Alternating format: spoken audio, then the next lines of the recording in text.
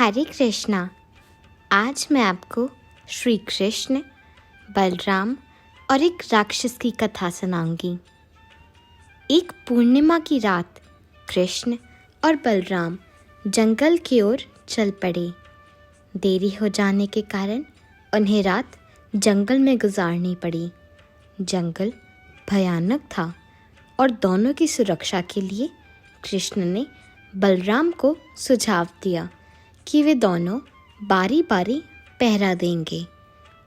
पहले पहरा देने की बारी बलराम की थी और कृष्ण सोने के लिए तैयार हो गए। कुछ ही समय में कृष्ण गहरी नींद में सो गए। बलराम को दूर से गुर्राने की आवाज़ सुनाई दी। बलराम आवाज़ की ओर बढ़ने लगे। तब उन्होंने एक विरूप आकार वाले राक्षस को देखा। वह राक्षस फिर से गुर्राया। बलराम डर से थर थर काँपने लगे। जैसे जैसे बलराम डर रहे थे वैसे वैसे वह राक्षस दुगना बढ़ता गया।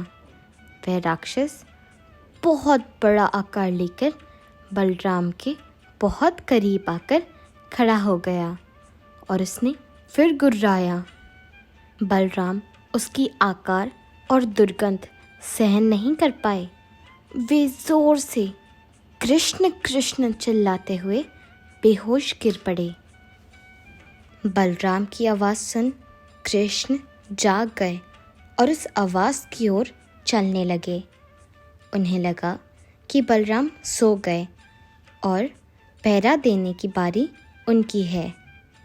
इस सोच से वे आगे पीछे टहलने लगे और उन्होंने अपने समक्ष एक भयानक प्राणी खड़ा देखा।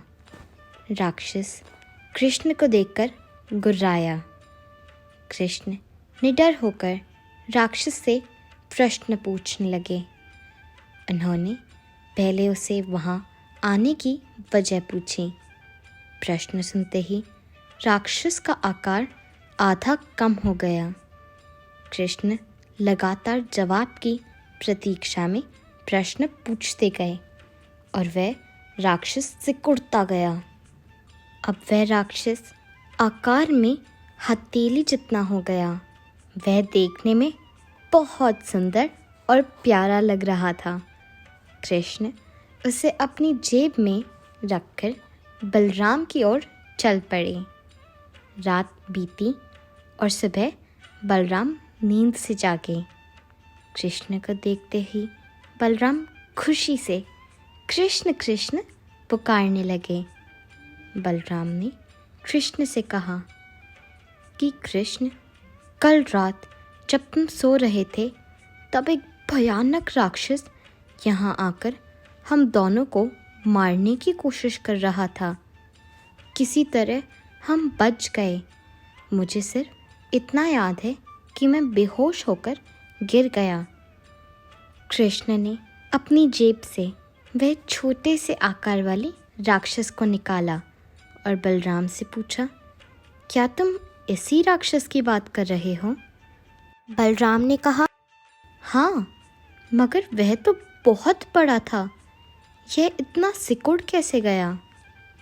कृष्ण ने कहा, जब मैं इससे प्रश्न पूछने लगा तो वह सिकुड़ता गया और अंत में इस तरह बन गया। बलराम कृष्ण को यह बताने लगे कि पिछली रात को जब वे डर रहे थे तब वह राक्षस आकार में बढ़ता गया। अंत में कृष्ण ने कहा कि जब हम डरते हैं तब हमारी समस्या भयानक हो जाती है, मगर जब हम निडर होकर साहस के साथ समस्या का सामना करते हैं तब हमारा डर कम हो जाता है। इस कथा से हमें यह सीख मिलती है कि जब हम किसी समस्या का सामना करने से झिझकते या डरते हैं तब वह समस्या बढ़ जाती है। साहस के साथ सामना करने से हम सभी समस्या का समाधान ढूंढ सकते हैं। समाधान हमारे अनुकूल या प्रतिकूल हो सकता है, परंतु हम समस्या का सामना तो कर चुके होंगे। तो आइए और मेरे साथ प्रेम से बोलिए, जय जय श्री राधे।